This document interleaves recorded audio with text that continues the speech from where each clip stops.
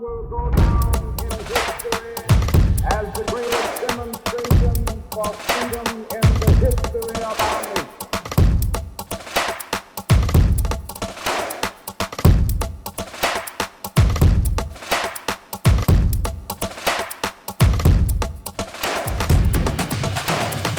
But then there's you, right? And there's you as you know you.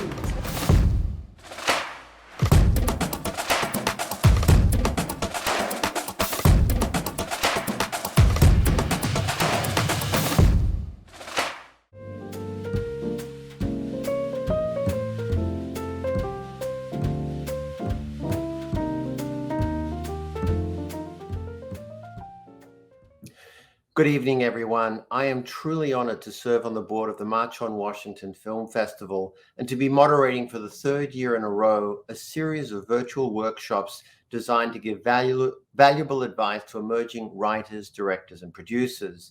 Today, we have some extraordinary panelists who are highly successful in their own areas of the business who are going to talk to us about their connection to animation, an art form that has existed for many years.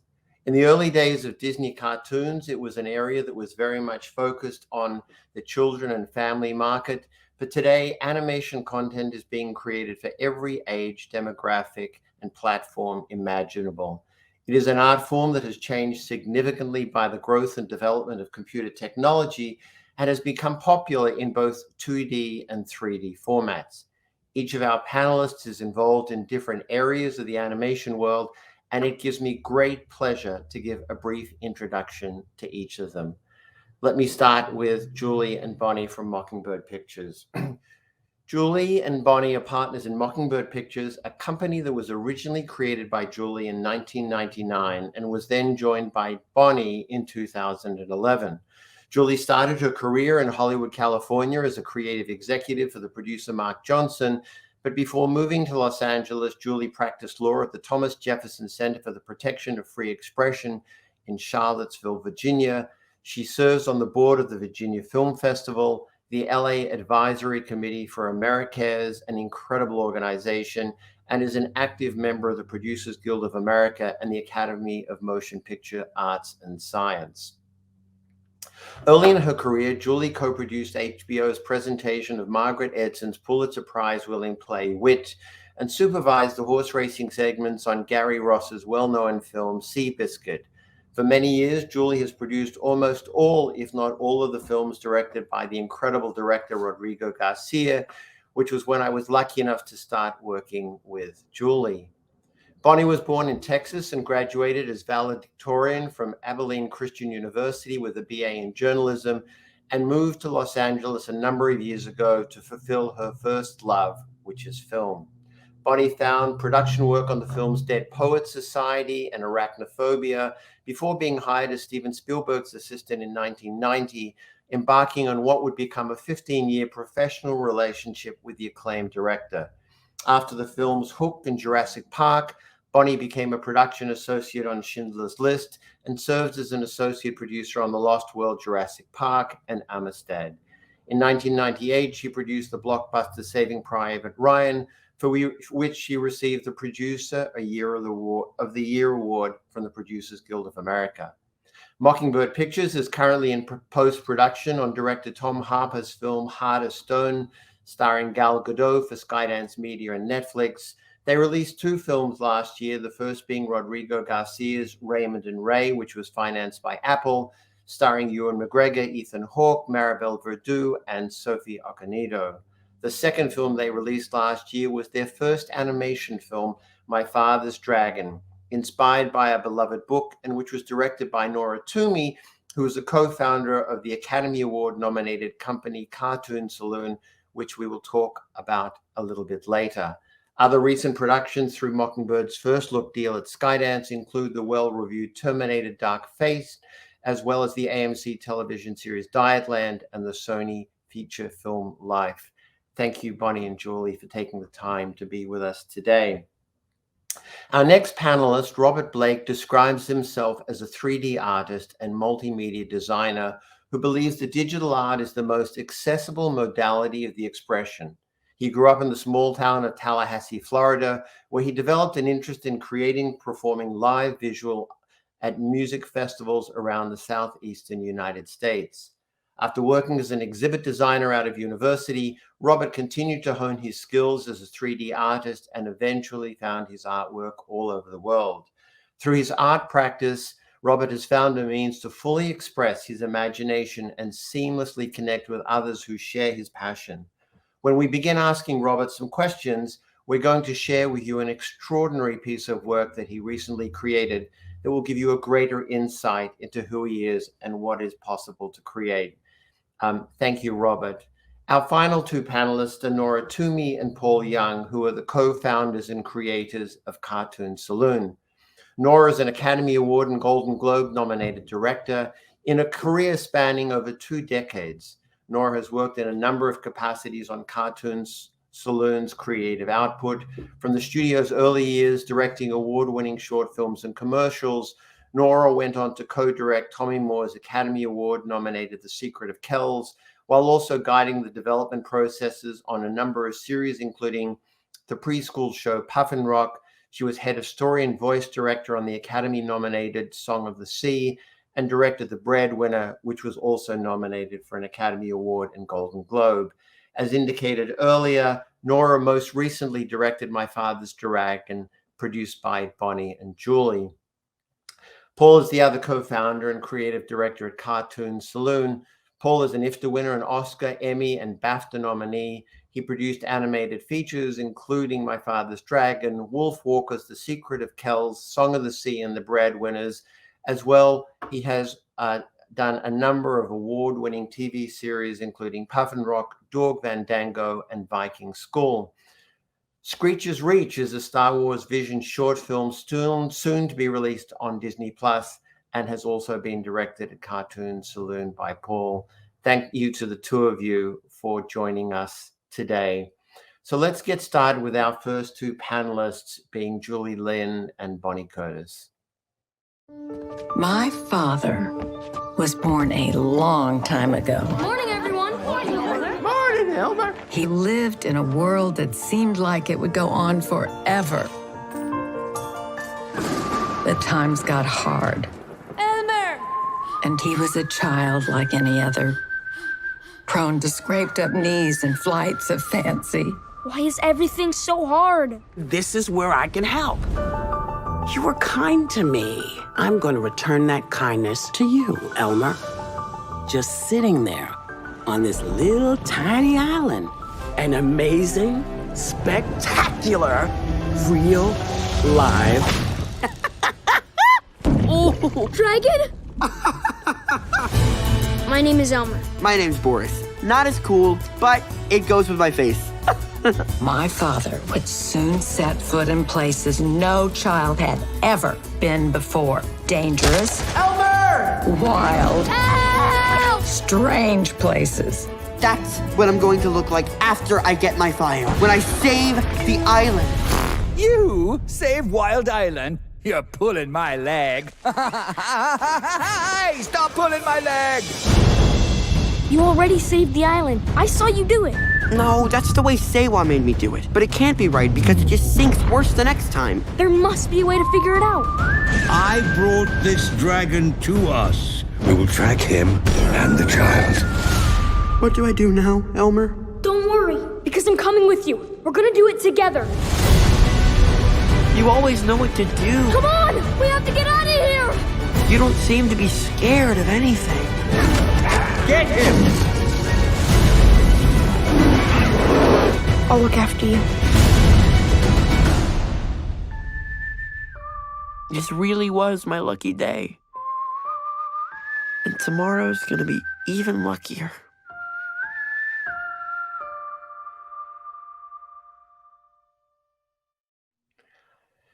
Julie, I'm going to start with you. We've been working together, I think, for more than 18 years. When I look at your past films, and I think I started working with you around the time of 9 Lives, other than your work as a producer on the last Terminator movie, which obviously had a high level of visual effects, almost all of your movies have been dialogue-driven and adult-themed movies.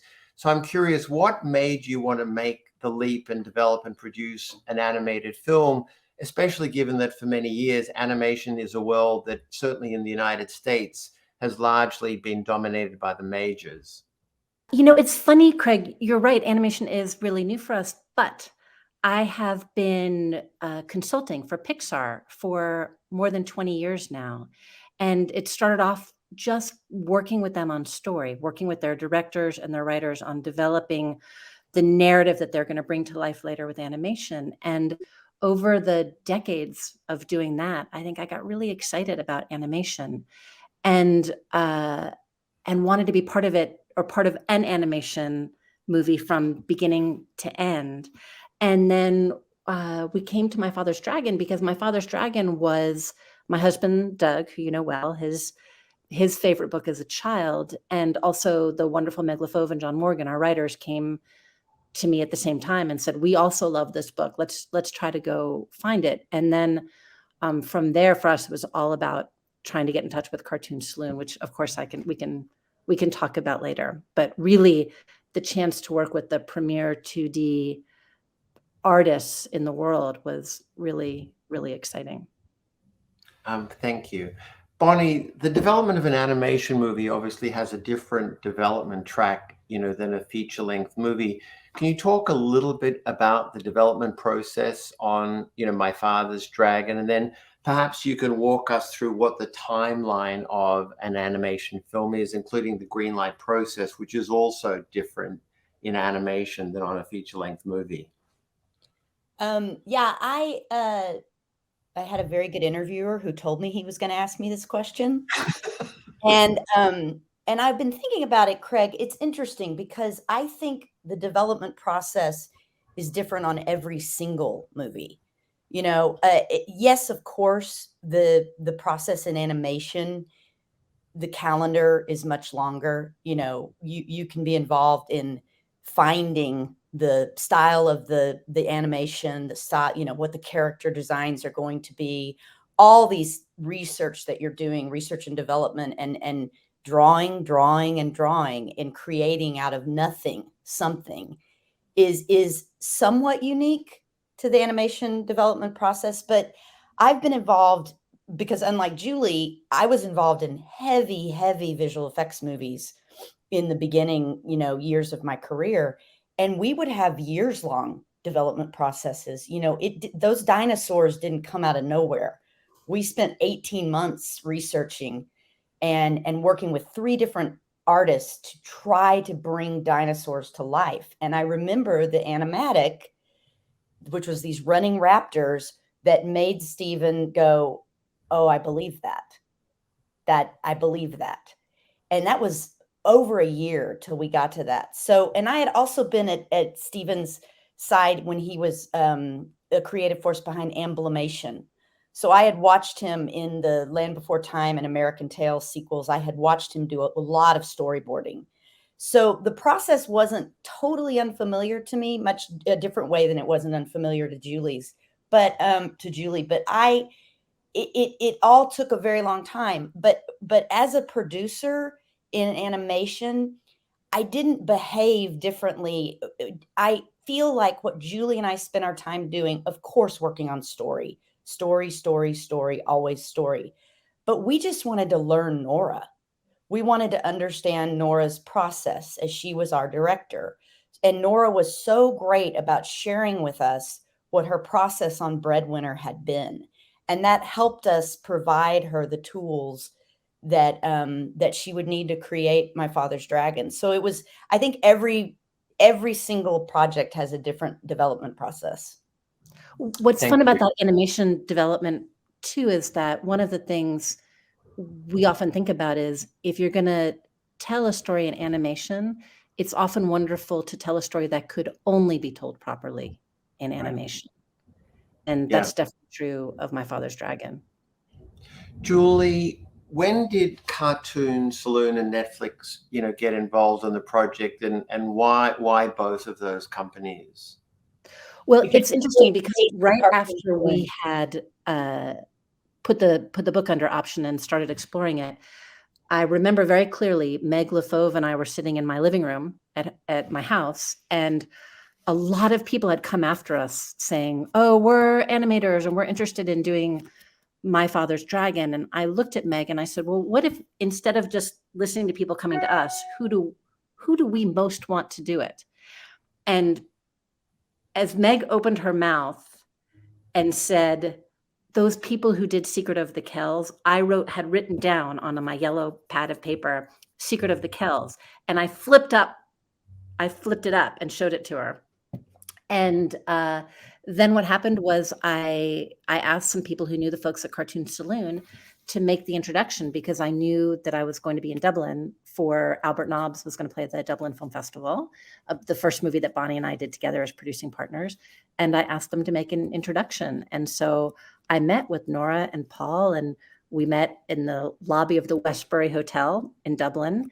And about halfway through the meeting, as Nora was showing some amazing art, I think I looked at her, and Nora and Paul will correct me if this is wrong, but I think I said, "Are you pitching me on why you people should be doing My Father's Dragon? Because I'm here to pitch you on why you should do My Father's Dragon. So maybe we should just get going and make the movie." And then from there, we developed for a while with Megan and John, and we had some funding from the Irish Film Board to do that development work. And then we pitched at a number of studios, and it was Netflix that really hopped on board. Actually, I think they right after seeing our pitch, or seeing and hearing our pitch both, because there were visual elements, they said they wanted to make the movie, and we chose them. And did you find that was a collaborative process with Netflix? Did they give you a reasonable amount of creative, freedom? Oh, I think there was a tremendous amount of creative freedom. By the way, I think different than what Cartoon Saloon had before, because they had made their movies independently with full creative freedom. And now all of a sudden there's a studio, and studios have opinions. But I really think that this Netflix reputation, at least at times and in certain projects, of deferring to the creatives was very much in play here. And I think there was so much respect for Nora and for the whole artistic team at Cartoon Saloon that I felt Netflix were really, really good collaborators. It is inherently different to make a movie for a studio. And I don't mean that in just like we have deadlines to meet and finances to harbor, but I also mean in the support and in knowing sort of that we would have a home for it right from the beginning, and that they could be thinking about marketing it right from the beginning. So it was a really terrific collaboration. And Nora can speak to this more specifically, but I think Bonnie and Paul and I felt like Netflix was incredibly respectful of her and her process and the look and feel of the film. Thank you. Bonnie, what were some of the challenges that you experienced along the way that perhaps you hadn't anticipated? Well, it's as I was listening to Julie talk about Netflix, one of the challenges, of course, the pandemic. Let's all be honest. That was its own ball of wax for everybody who was trying to create art at the time. But, Netflix, it was interesting because when we pitched it, we were purchased by their live action, just their creative executives in one department. And then Netflix was growing and growing, and they expanded and formed an animation division and brought over several people from DreamWorks Animation to run it, which was convenient for us because I knew a couple of them from my Amblin and DreamWorks days. But that evolution continues, and that's one of it's just a challenge. It's not a problem, but one of the challenges of working with a studio that evolves and grows as much as a Netflix does.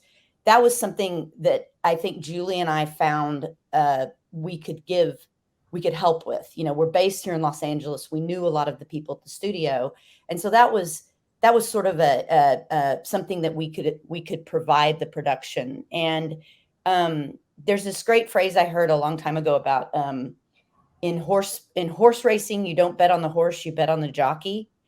So when we would get this pressure from the studio to deliver at certain times, Julie and I just kept looking at each other and saying, we'll bet on Nora.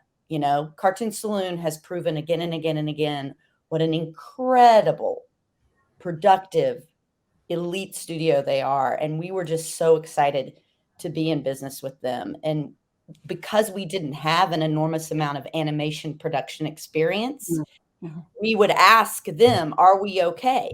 And they would say, we're okay. And we would say, okay. We were also really far away, right, Bonnie? That was new for us. Yeah. We're usually elbow or armpit deep in a movie. Oh, and drowning. Really far away. You can't even find us. We're so deep in it.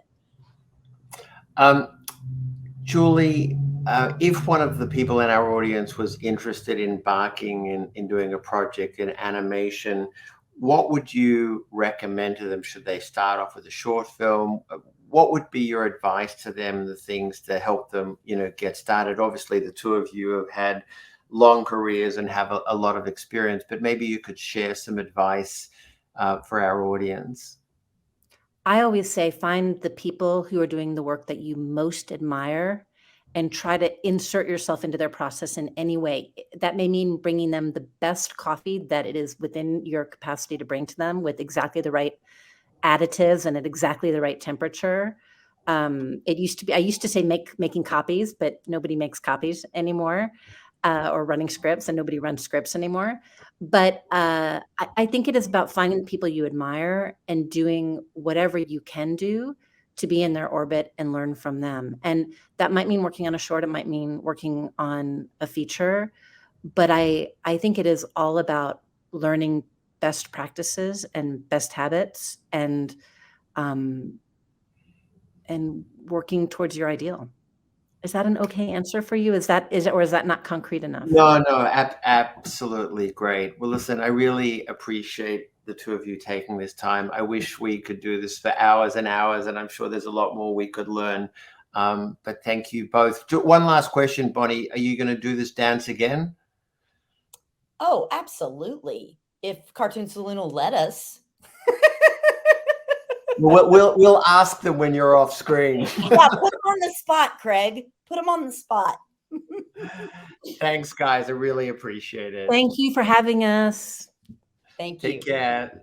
Bye-bye.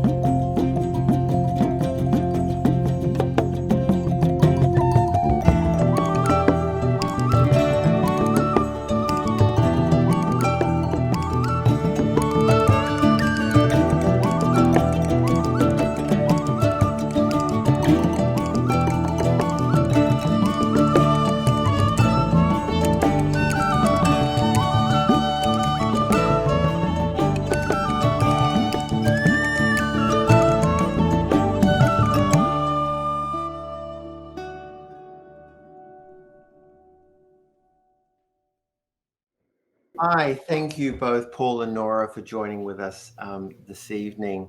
Nora, I'm going to start with you. Cartoon Saloon came into existence about 22 years ago, based in Kilkenny, Ireland, which truly one of the most beautiful parts of the world that I've been lucky enough to visit. Maybe you can talk a little bit about how the company came into existence.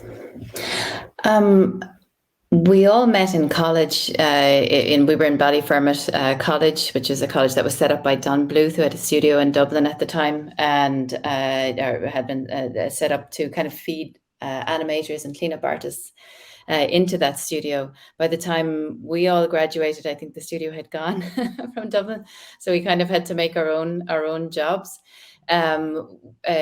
Tom Moore, who's the third partner in Cartoon Saloon, was and continues to be incredibly, I guess, just enthusiastic about animation. Absolutely enthusiastic about it. He had a project at the time based around the Book of Kells, this beautiful ancient manuscript that's housed in Dublin. It's still in existence, and he had an idea about making a film around that. And so while we were doing bits and pieces of work, I think Paul and Tom started making, was it CD-ROMs, Paul? I think things like that you started out with. And then I started doing, again, CD-ROMs for another client while we were going to college. It started to kind of very kind of informal way into animation. I think you incorporated the company, Paul, around the time, around 98. Yeah, 98, 99. And actually, me and Nora were working on a show which was going to be my final year at Barstow. I remember back in Brown Bag. So in fact, that's when we all knew each other from college, but we were doing different jobs. But we incorporated in my flat, myself and Tom, Cartoon Saloon, as a kind of way to earn money. So there happened to be, this was on the first sort of internet bubble. So there was like e-cards, CD-ROMs, and then when we finished college, 15 of us, when we graduated, moved to Kilkenny to do the trailer for what would become The Secret of Kells. I mean, it's interesting because I think, Paul, back then, certainly in the English language area, animation was, largely dominated by Disney and Pixar, and Sony did a little bit, and Fox dabbled a little bit. So when you looked at, where that business was coming from, where did you see the market, for Cartoon Saloon? Because it must have been quite challenging. Yeah. Do you know, it's really interesting. I just started to it's an interesting connection there because Bonnie talks about working with Steven Spielberg on the things like Land Before Time and the Land Before Time and American Tail, things like that, which were partly animated in Saloon Bluth in Dublin, or some of those films. So actually, that college that we went to began because, as Nora, I think you said, was sort of as a feeder school for Sullivan Bluth. So when we started, we all thought, we'll wind up working in that big studio in Sullivan Bluth, or some of us might wind up working in Disney France. But what I think what happened was when we graduated, everybody got employed into computer games over in the UK. At the time, Tomb Raider was the big game. So games were becoming the big booming industry. But the 15 of us that wanted to continue doing storytelling animation, like fictional storytelling animation, I guess, or character animation, weren't that interested in the computer games. So we said, well, there wasn't much other options. There was maybe 2 other studios in Ireland. There was Terraglyph, that our current managing director, Jerry Sheeran, was running with a friend, and they did co-production and features. So there was a minuscule industry that was independent in Ireland. Sullivan Bluth had gone. There was an opportunity maybe to go to Paris. I don't think Nora was the Disney Paris studio even sort of shutting down by the time we graduated. We kept missing the boats. We had to make our own boat for sure. Yeah. So we said, we'll just give it a go for a while. We'll give it a go. We'll give it a year and do this trailer. And we had to jump in the deep end a bit and kind of figure out, how do you actually make an animated film and where do you get the money? So we had the Irish Film Board, which is wonderful, gave us some money to do shorts. Nora did our first short, From Darkness. But while we were doing that, we came up with kind of a little graphic Bible and the first treatment for a story that would become The Secret of Kells. And then the Film Board gave us more development money from that. And we used that money to travel and figure out how you do European co-productions. So we were able to then find partner in France, partner in Belgium over the years, like Didier Brunet from Les Amateurs, who was quite a successful European film producer, who did Kirikou and the Sorceress. These are interesting movies you should check out, and Belleville Rendezvous, anybody interested listening. And at that time, he was like the best guy at putting together indie films in Europe, and you did it by partnering with different countries and using their funding schemes and distributors in those countries to pull your finance together.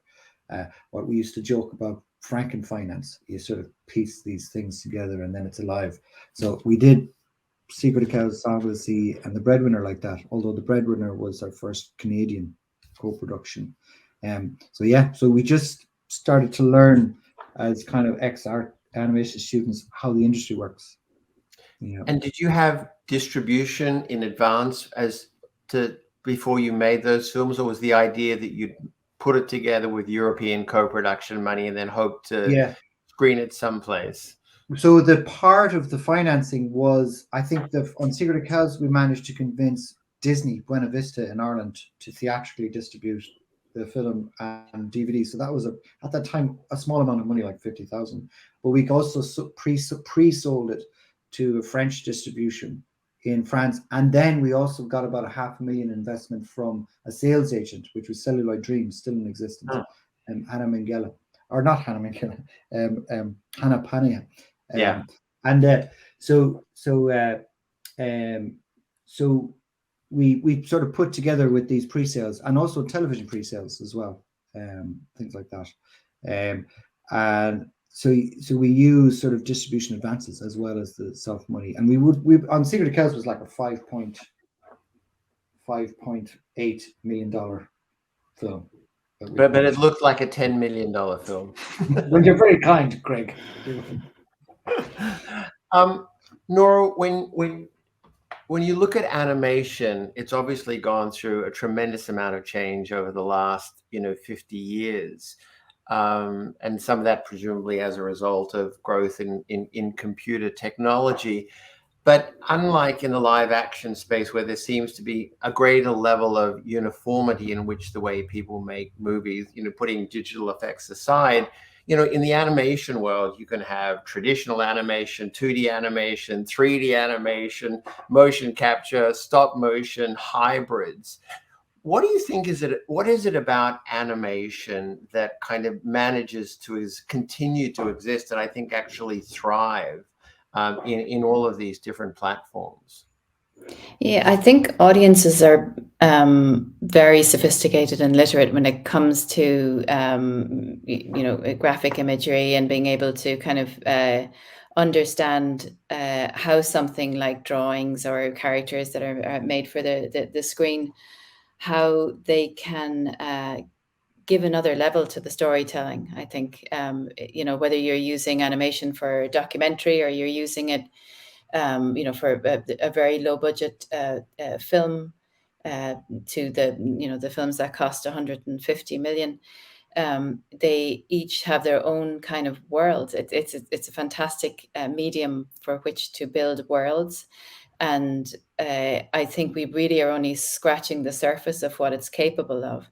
I think that when we come out from kind of under the covers of just, expecting animated films to only, feed a family audience, and see the full breadth of what animation can offer through all of the different techniques that you mentioned, I think that's when we'll really see audiences being really fulfilled by the medium. I think it's incredibly exciting. I love that at the moment seeing even 3D films kind of turning and looking at what animators did 50 years ago, or people who studied movement to an incredible degree, looking at their work. You see it in Spider-Verse where there's a beautiful understanding of movement and how that adds to the storytelling. It just adds layers and allows your audience in all the more. So I think it's incredible. But even as Bonnie had said, where do you draw the line? A lot of films have a lot of animation. A lot of live action films could be 90% animation, and yet they're not considered animation. Even though you have an animation crew working on them. So yeah, I think we really have only just scratched the surface of what animation can offer. And I think if you look at the history of animation in Europe, And in Japan, you see that it can offer all kinds of audiences, all kinds of experiences. It just needs people with skills and imagination to hop on board. I mean, one of the things that I find interesting is, I'm going to be 64 this year. So when I kind of grew up, I mean, animation was, Disney movies and cartoons and some fairly simple, animated series on television. And I remember just being blown away when my parents took me to see Fantasia and to listen to the music and see that visual imagery. But it's interesting to me today how really, animation really, as I said earlier, does now play to almost every demographic in film, in television, to children, to preschools, to, R-rated adult content, which I find, fascinating. I mean, you mentioned that you think that we're only just, scratching the surface. What are the things that excite you about the possibilities, over the next 5 to 10 years that you can see, coming down the pipeline? I think as animators and artists and storytellers discover and rediscover the traditional media, mediums in terms of using paint, using brushes, using pencil and that, and making sure that becomes part of, I think, the future. The AI is going to have some kind of a role to play. It's hard to know whether, at this point exactly what kind of a role, and whether it's something that's going to be positive or a negative, or something that's going to date easily, or something that's not going to really kind of contribute towards human beings being able to express themselves and tell their stories in a really fulfilling way. But I think those are some of the things that really really excite me. I think audiences becoming more involved in the storytelling themselves. That's something that we've been looking at over the last 10 years and are looking further into as we head into the next decade. I think those are all kind of interesting areas. I don't know, Paul, whether you want to add to that, or is this something that you think? Yeah, I mean, I suppose just also, it's interesting because animation is a medium rather than necessarily a genre, which is why it can kind of span. And actually, I have to correct myself. It was Hengame in Yeah. She had done she'd also done that film Persepolis, which is also older again, which kind of was a nice touchstone for The Breadwinner because it was tackling sort of serious subject matter. Well, so I think it's as a medium, it can be anything. Well, I think what might be interesting is, given what inevitably will happen around AI, and it's kind of happened with CGI when CGI came in, we kind of got an audience because we were not that, in a way, because we were doing 2D and hand-drawn stuff. And I think perhaps maybe like when photography came in, people started to do expressionistic painting and abstract painting, and no longer, okay, well, if you can do this with this technology, what can we do with our hands, and what can human beings do that's not that as well? And so maybe there'll be a nice thing where that film was actually handcrafted. That film was like, there might be this interesting dialogue between like the different tools that you use. Ultimately, it's how people want to tell a story. I mean, when I talk to animators, they always say, "Oh, how do I get into this?" I think the most important thing is to learn how to tell a story. And we like telling a story through drawing. Other people might like to tell a story by manipulating, a CGI character or a stop motion puppet. We like to do it with painting and drawing. And I think people will always appreciate it. I think a lot of the times that really handcrafted stuff, it's kind of like the difference between pottery and buying a mug in a department store chain, where you might buy a pot, teapot from somebody you know has made it that's handcrafted. So maybe people will be craving that sort of thing. And I think it doesn't date as quickly. I think people enjoy watching Bambi today or The Jungle Book just as much as they did when it first came out. And you can feel the handcrafted nature of it. And kids react to the drawing as well, drawing stuff, because kids feel they can draw too, because we do lots of workshops with kids and we put up our stuff on screen. Kids can look at it immediately and have a go at drawing our characters. And I'm kind of excited now, because even though in your intro we're kind of drawing in an audience that's even with the Star Wars, because I just did my first film was this Star Wars short, and what I'm noticing online is, it just came out last week actually, Screech or Treat on Disney Plus. is that there's all these fans who never knew about us or aren't even used to our style of drawing, who are getting like really inspired by like, this is a whole new way to tell a Star Wars story, which is interesting as well. So I'm hoping that'll open up the audience a bit more to some of the stuff we've done in the past as well. I mean, it's interesting from a lawyer's perspective. I find myself constantly, with new challenges as technology, is evolving. A few weeks ago, one of our clients was asked to do a body scan. And there's a whole lot of legal issues about, how you can use that and what you can use it. And historically, and certainly the larger budget films, the voice of cast, is a big, selling point. And they are somewhat, involved in the production process.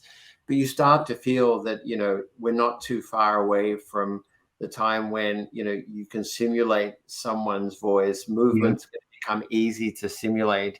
And the role of a live person is, hopefully not going to become redundant, but definitely going to change. And I mean, I don't know if you share that view or not, but I'm curious. Yeah, I think that what do we look for in stories? What do we're looking to storytelling. We have done for thousands of years. We look to know that what we're going through, somebody else has gone through before. Somebody else is reaching out to us from, maybe thousands of years ago or 100 years ago, or a contemporary filmmaker or a storyteller to tell us that, yes, you can get through this. Somebody else has gotten through this before. When you change that out, that kind of storytelling involves sacrifice from filmmakers and storytellers themselves, that you have to kind of reveal something of yourself to your audience in order for the story that you're making to really connect and have an impact. I don't know if a computer can do that. Would you care about a story that's not cost somebody something? Everything that we do has a cost, and that's what we respond to. And I don't know if that can exist in what we're talking about, or performances that don't involve an actor that has maybe had a row with somebody that morning and that affects how their performance is. I don't know if we're talking about levels of sophistication, humanity and empathy that we all instinctively respond to.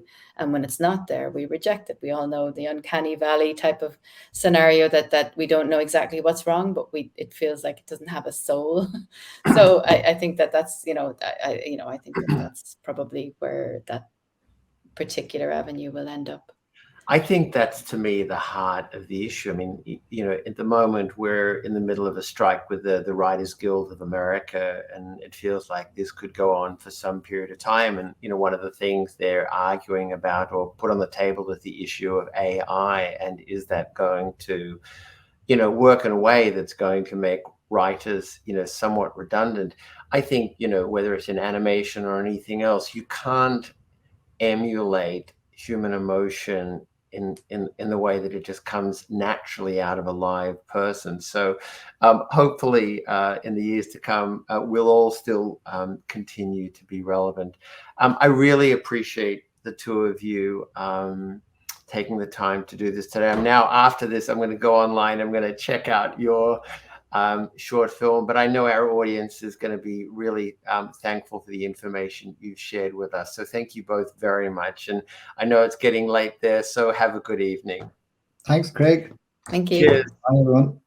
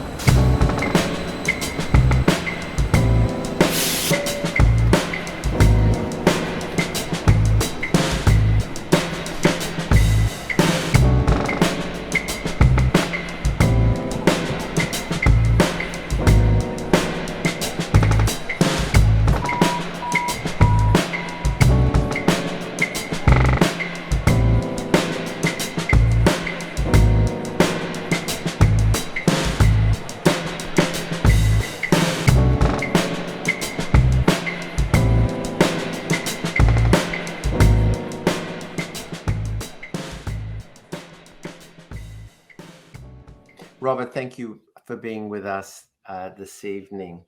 Robert, you describe yourself as a 3D artist and multimedia designer and someone who believes that digital art is the most accessible modality of expression. Could you tell our audience a little bit how you first got involved in working in this space? For sure, for sure. So of course, I did go to school for art, and I think that was my first, foray into understanding that doing design or doing any kind of digital creation could be a meaningful career. Because where I came from, which is Tallahassee, Florida, a very small town, which doesn't have much of a high cap for a creative career, so to say. That was kind of like my only option for how I saw that going. And so that's what I was doing. That's how I was pre-exposed to that world. And going to a music festival, actually, when I was like 20 years old, that was the first time that I saw a live audio visual experience played out to, millions of people. And of course, it was a fun. And at the time, I didn't really have the depth of understanding as to why I had such compassion for live events. But of course, it was realizing that through audio visual and digital experiences, you could create just simultaneous, beautiful experience. It's literally for me, it's the most important aspect of fine art, which is to create the affect, which is the affect is something that can only exist in one moment in time. And so for me, it was, digital art and Blender was the most accessible way I had to express these ideas. And so as soon as I got back home from the music festival, I did my research. I was like, well, how can I create a 3D visual? Blender is the first thing that popped up. Blender is free. I'll download it. And from there, it's pretty much the rest is history. And of course, being in school, I was studying art history and stuff like that. And so one thing that really stuck with me is Marshall McLuhan's The Medium is the Massage. And I think these days, the massage or the medium could even be someone's smartphone. And I know some artists that are creating work literally from their smartphone and potentially making a living out of it.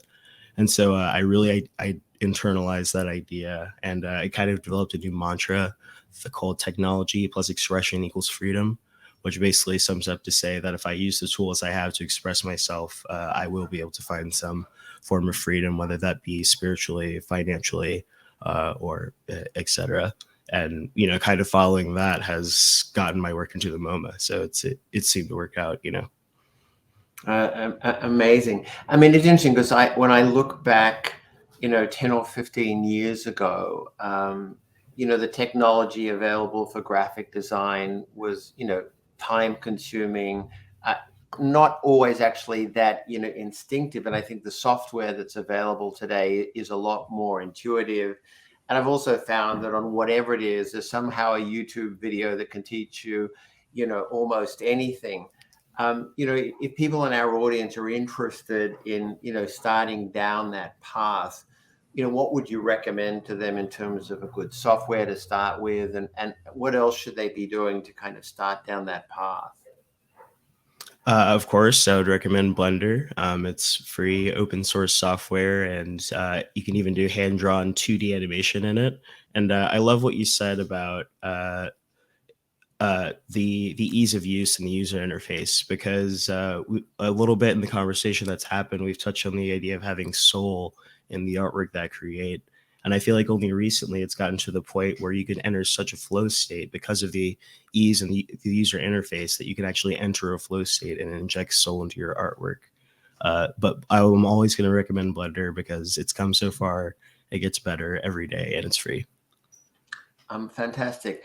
I think we're going to take a few minutes now just to kind of play the clip of the light bloom nigrescens, because I think talking about one of your passions and why you're doing this work, I think this is a great example of how to do that. So Brandon, let's play the clip.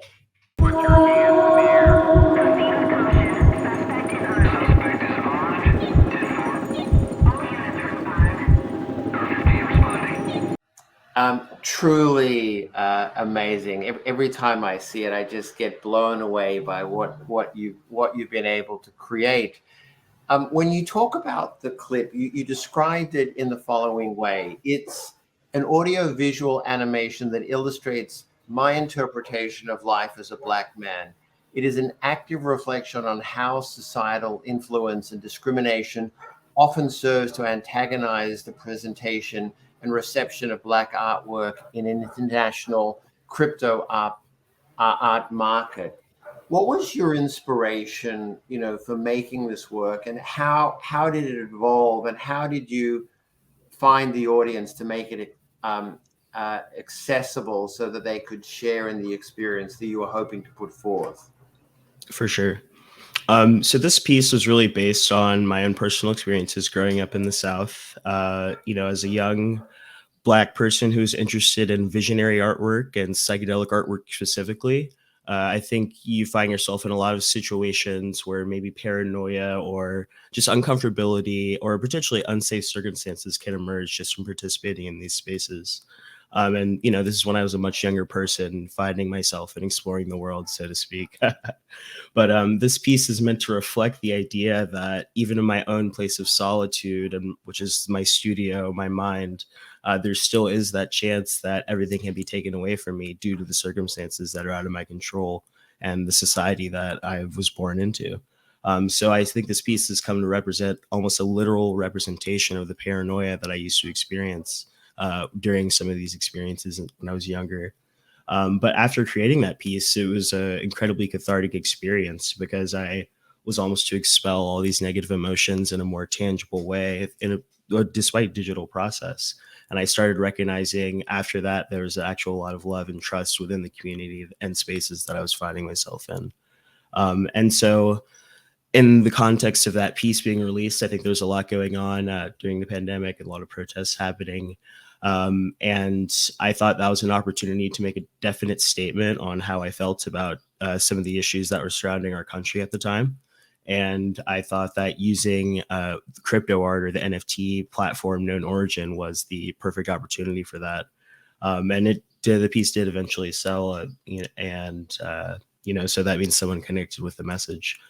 But I think at the time, a lot of the constituents and a lot of the participants in the NFT space are not really concerned with ideas like diversity or inclusion or anything like that.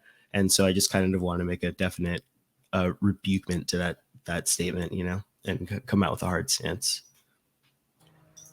So once you'd created this, how did you reach your audience? Did you use social media? Are there platforms? Yes.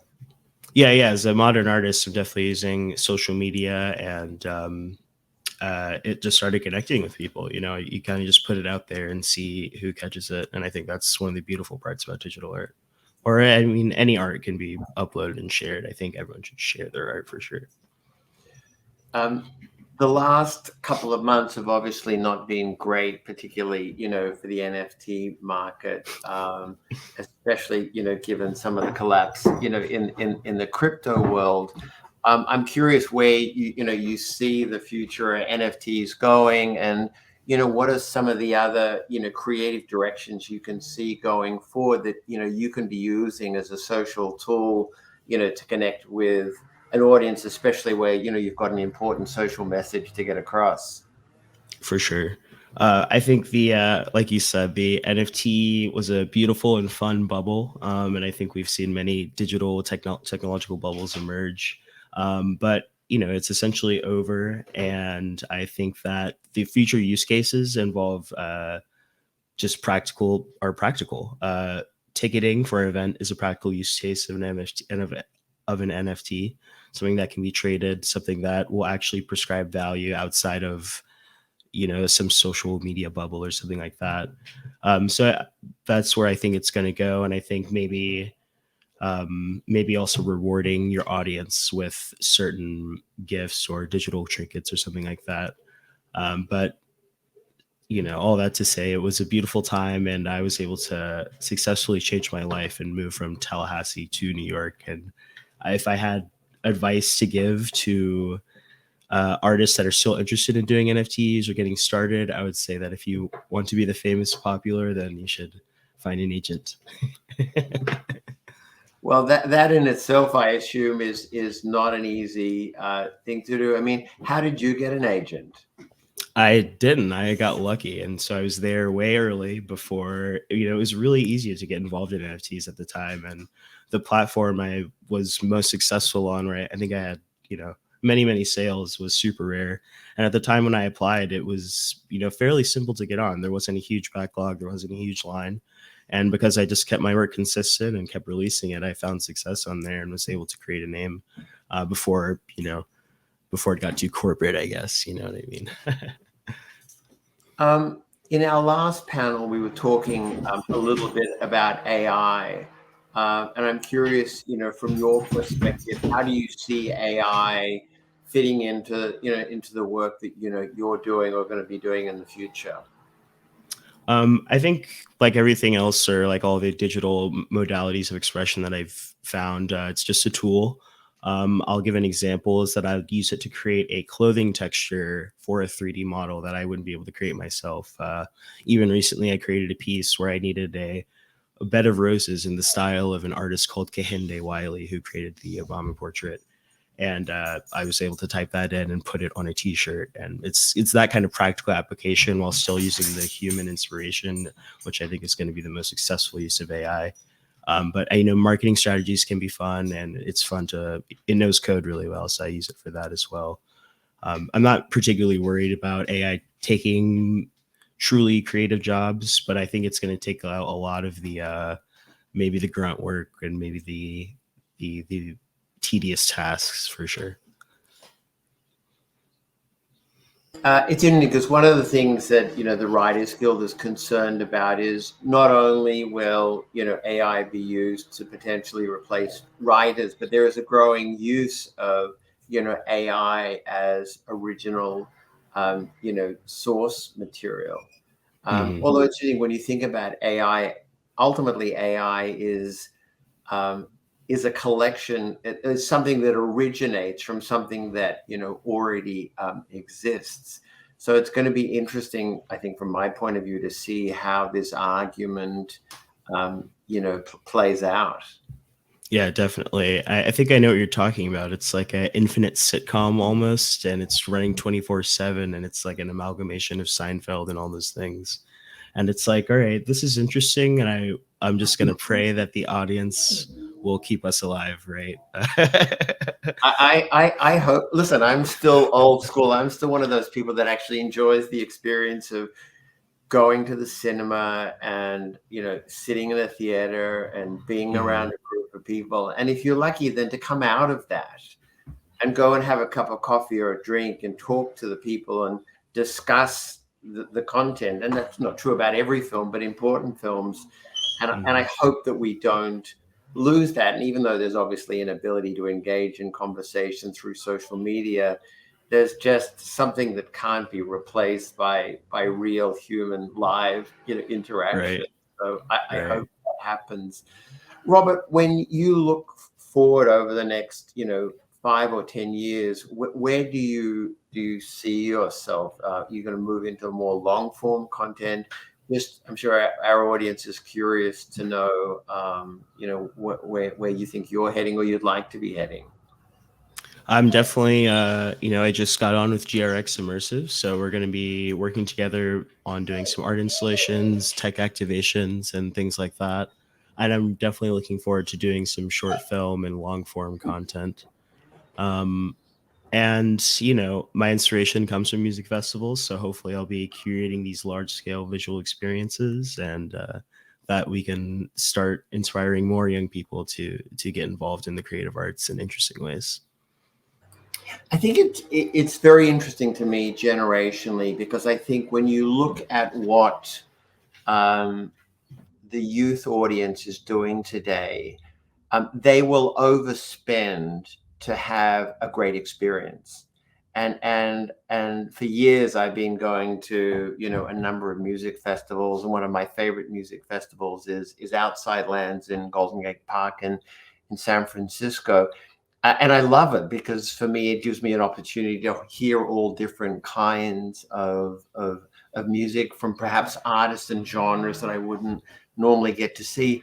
And I enjoy the experience of being around 40 or 50,000 people and watching them interact in a way which I find, engaging. And then on the other side of the equation, you talk about, immersive experiences and what people are willing to do. Madison Square Garden are building this thing called the Sphere in Las Vegas that's supposed to open later this year. And if you go online and look at it, it's a round dome that's going to seat close to 20,000 people, and half of the dome is a single screen in 16K. And to sit and watch that visually, it's insane. And I think, and it's hard because the brain can't actually process that what you're seeing, isn't real.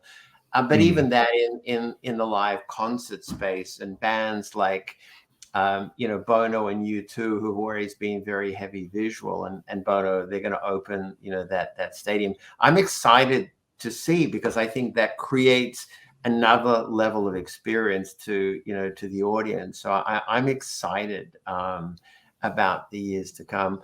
Well, again, thank you so much for taking the time to be with us. I really appreciate you sharing your work. And for everyone else, I'd encourage you to take a look and go on to his site and look at some of the work, because it's truly mind-boggling. So, Robert, thank you so much for joining us. I appreciate it. Thank you so much, Craig. Pleasure. Sadly, we're now out of time, and so we have to end this incredibly informative discussion.